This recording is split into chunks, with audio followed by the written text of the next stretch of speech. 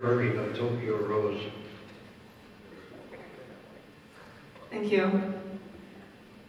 Hi, my name is Rebecca Gonzalez. I was wondering, what were your personal reactions to the Japanese internment that followed the attacks? The Japanese internment that followed the attack on the island of Oahu was, I didn't even know it was taking place. The Japanese relocation from the West Coast, well, that's another story.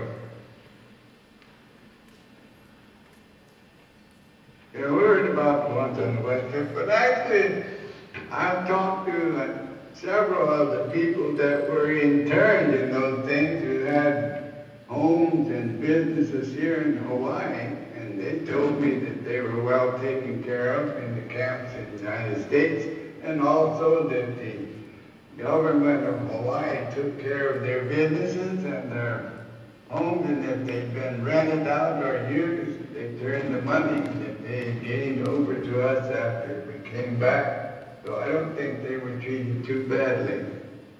Thank you. Yeah.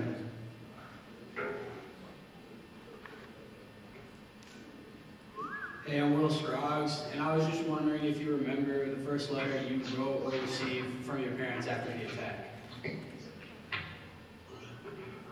The Army was given a postcard, pre-printed, which stated that we were okay, and I think my parents in New Jersey received it sometime in March. I'm not even sure if they knew where Pearl Harbor was. They knew I was in Hawaii. I had never been more than 60 miles from home, and I suddenly find myself, by going to Hawaii, by way of Panama. Sailed to Panama through the canal. Anyway, I believe the Navy was given the same opportunity of sending a postcard to their family. Yeah. We had all these little V-mail letters that we could send out. I don't know how long it took before my family in Illinois found out where I was, but in most cases it had to go through security, and security would block out anything that said where you were or what you were doing or how many people were there. So by the time they got the letter, there was not too much on it to find out what you were actually doing or where you were. Thank you. Hi, my name is Hannah Hinson, and I was wondering if there were any rumors after the attack on Pearl Harbor, like whether you guys were going to be invaded or Western California was under attack. What kind of rumors were circulating about another attack after the initial attack? Well, I don't recall any rumors. We were just sitting there waiting, wondering where they were, and were they coming back, and when were they coming back? And especially at night, it was very scary, more anxiety, wondering what's going to happen. That's right, we were actually considering that it was going to be an invasion by ground attack. When they attacked it by air, we weren't expecting it. So actually we were waiting around thinking that maybe they were going to make a ground attack afterwards anyway.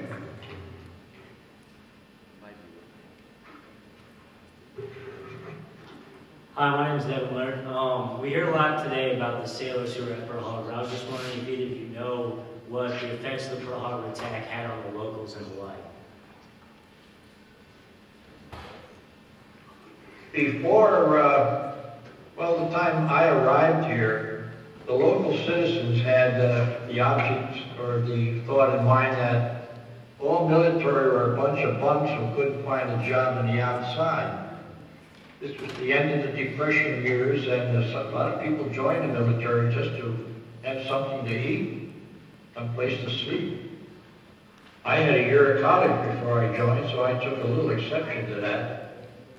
But then around October or so, 1940, they began the draft, and some of the local citizens' sons, and ended up in the military, so their attitude changed somewhat. But once the attack had started, or was over, there wasn't enough that they could do for us. They invited us into their home, they brought stuff to us, did a lot for us. The attitude was 180 degrees reversed. That's right. I don't have anything additional to add. Brother Bob has said it all. Thank you. Hi, it's Lizzie McManus again. I was just wondering if you think that contemporary American society remembers Pearl Harbor and World War II in a really, good way. Like, do you feel like contemporary American society remembers Pearl Harbor in our political actions and in our civilian actions? I think they don't realize that history has a tendency to repeat itself.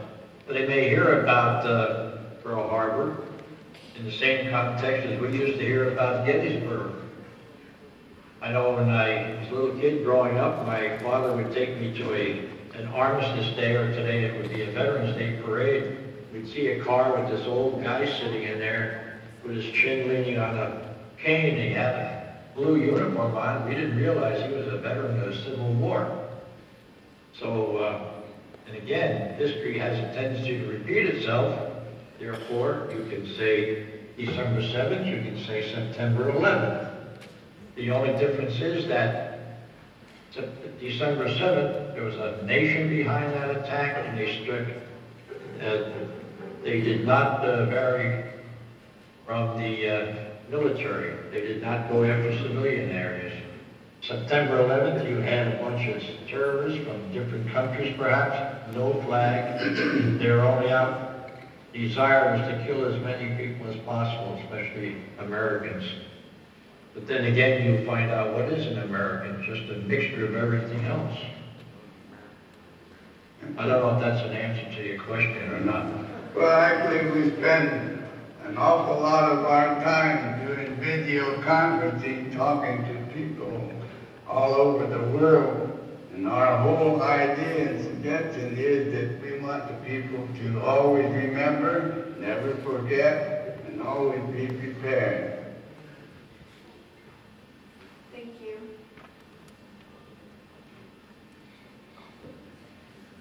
Hello, my name is Coley Woods, and I was wondering, right after you discovered there was an attack, what were your first thoughts? And when you kind of had a moment alone to yourself preceding the attack, when you finally got off duty, again, what were your thoughts? I was wondering, it's kind of hurt if I got hit with a Japanese bullet as opposed to an American bullet, because ours were 30 caliber and theirs were 25 or something like that. Some stupid thoughts like that. However, at night, we were relieved from guard duty. We went into the stadium. It's very, very dark there. You'd fall over, you'd trip over somebody, and all of a sudden there'd be a shot rang out. But fortunately for us, the shots were never horizontal, they were always up. So there was a lot of concrete chipped out of the underside of that stadium from the bullet. Well, that's right. Remember, we were under blackout conditions all the time here in Hawaii. In reality, the only light that anybody could see was the burning of the Arizona. So people didn't really know what was going to happen. Anything could happen in between. Thank you very much. Hi, my name is Blythe Carter, and there's obviously a lot of amazing stories of survival coming from Pearl Harbor, but which one have you heard from another survivor do you find the most compelling? There's a lot of different experiences from a lot of survivors. Which one that you've heard of another survivors